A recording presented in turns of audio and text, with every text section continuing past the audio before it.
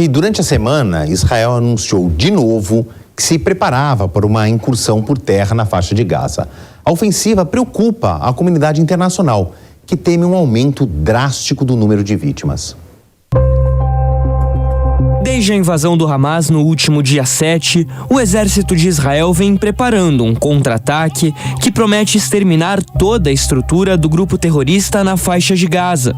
Descrita pelos militares como uma ampla ofensiva, a resposta promete vir através de operações aéreas, marítimas e também terrestres, em uma operação de larga escala que pode se estender por meses.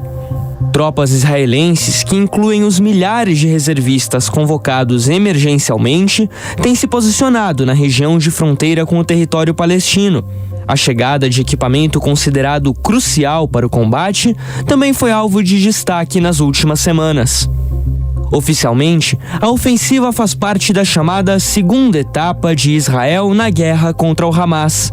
A primeira, realizada desde o dia 7, implantou o cerco total na faixa de Gaza e a realização de ataques aéreos, que já deixaram mais de 7 mil mortos.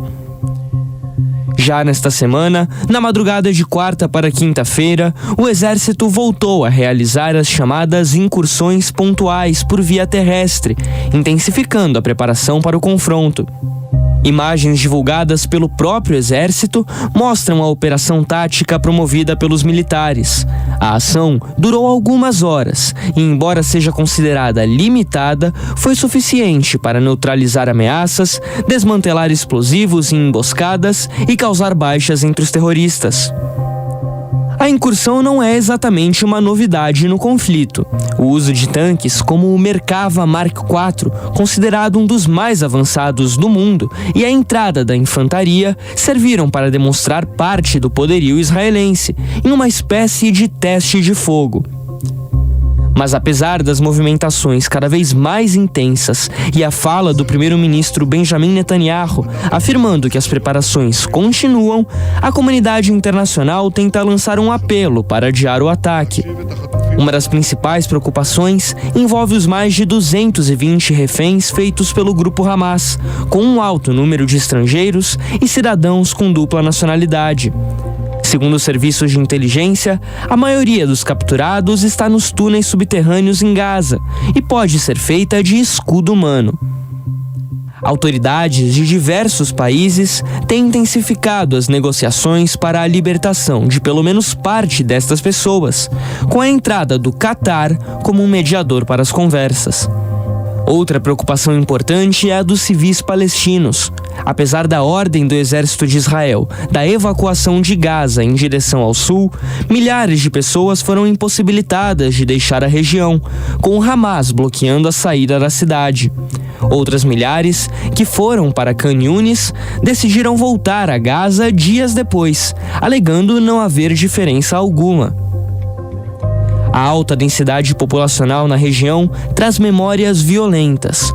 Entre 2016 e 2017, a coalizão internacional que lutou contra o Estado Islâmico travou a chamada Batalha de Mossul, no Iraque, em plena área urbana. Cerca de 10 mil civis morreram no combate antes da erradicação do grupo terrorista do território. Por enquanto, apesar das ameaças, a invasão israelense segue sem data para acontecer. Mas enquanto as dúvidas permanecem, a guerra continua, e sem nenhuma previsão de trégua.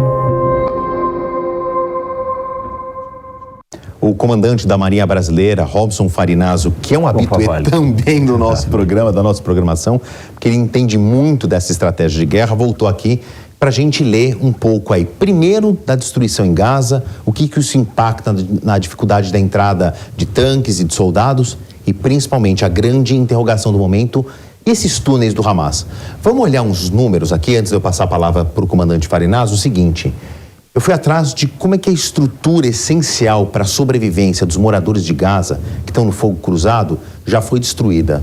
De 35 hospitais em Gaza, uma área onde vivem 2 milhões e 100, 200 mil habitantes, 12 hospitais estão fora de serviços, não estão mais funcionando porque foram atingidos ou severamente danificados de alguma maneira.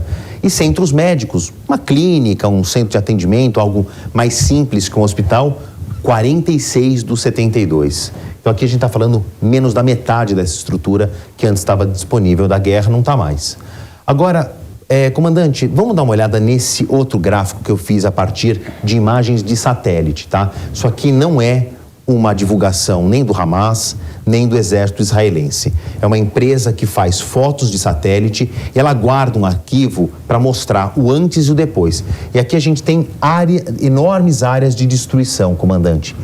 É uma coincidência, desculpe pela palavra mal usada, isso é uma tática, isso foi um acidente? Existe alguma coisa na teoria de guerra de pulverizar áreas urbanas nesse ataque maciço para talvez abrir um caminho, afugentar a população?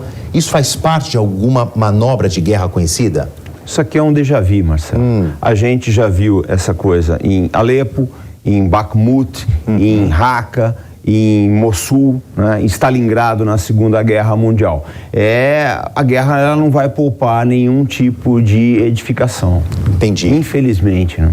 Aqui, ó. E a gente vê que diferentes pontos, né? Que não é que houve uma concentração dos ataques israelenses nessa contraofensiva contra o grupo terrorista Hamas. Aqui, uma espécie de um mapa de calor, que a parte norte da faixa de Gaza, conhecida como Gaza City, a cidade de Gaza, foi muito mais atingida, todo mundo já entendeu, quanto mais quente, mais escura a cor, maior a concentração de ataques.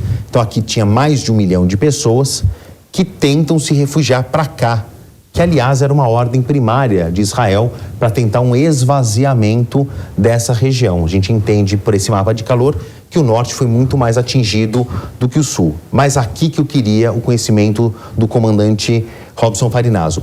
Comandante, este é um mapa que foi feito pela própria defesa de Israel, com dados de 2021, presumidamente eu acredito que eles têm um dado mais atualizado, mas que não foi distribuído para a imprensa, mas aqui a gente vê uma complexidade, uma complexa ramificação de túneis subterrâneos.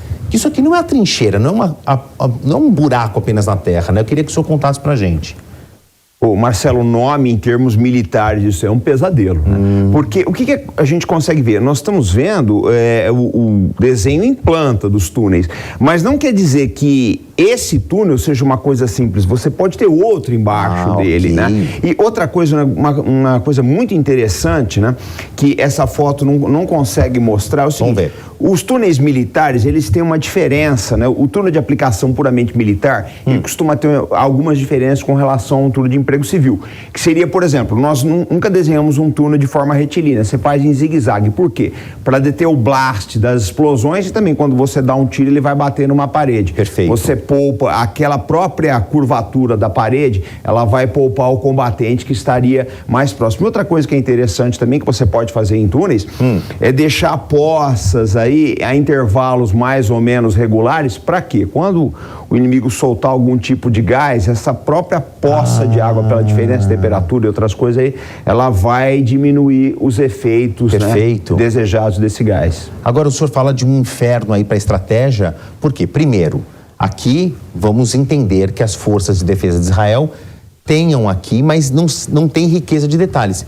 Eles não conhecem o campo. Isso aqui é muito brigar no território do inimigo, né? Exatamente. Marcelo, a verdade é que a melhor maneira de você saber o que tem aí é através de alguém entregar o serviço, uma traição, alguém que você consiga comprar, etc. Isso não é descartado essa possibilidade. Entendi.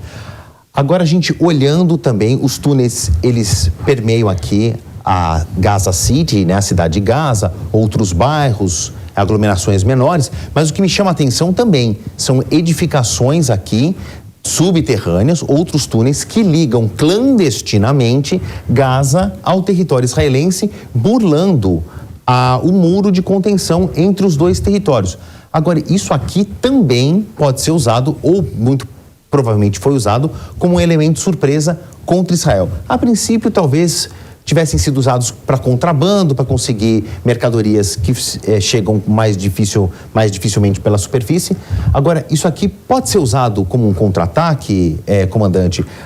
Israel pode entrar por aqui ou é muito arriscado? Não, eu acho que agora eles já devem ter selado pelo menos os túneis que eles conheciam, né? Como vias de infiltração do Hamas. Mas mesmo assim o pessoal pode tentar, não é? Essa possibilidade não está afastada, não. Mas é um combate complicado, Marcelo, porque você vê que ele é estreito, né? Claro. Você não tem como infiltrar um pelotão.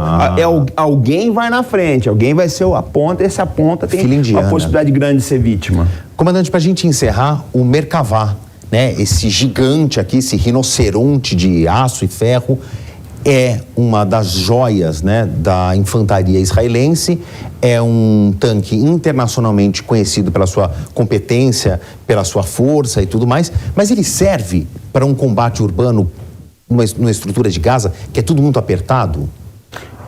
Olha, Marcelo, você tem o emprego de carros de combate em área urbana, é previsto isso, mas não é o melhor ambiente dele. O Merkavah, ele foi projetado, né, lógico, para grandes pontas de lança blindadas israelenses em campo aberto. Ele não vai ter o rendimento ideal, porque você tem muitos pontos cegos, né? Num carro de combate desse aí, você pode desabilitar as lagartas dele, e a guerra da Ucrânia agora provou que o pessoal está usando muitos drones, né, para atacar por cima no carro de combate, que é onde nunca é uma área muito protegida. Claro, né? Onde tem o piloto aqui, né? Exatamente. É menos blindado, né? A gente sempre blinda mais a frente e o belly, né? A barriga do carro de combate, por causa de minas, etc. Comandante, muito obrigado mais uma vez.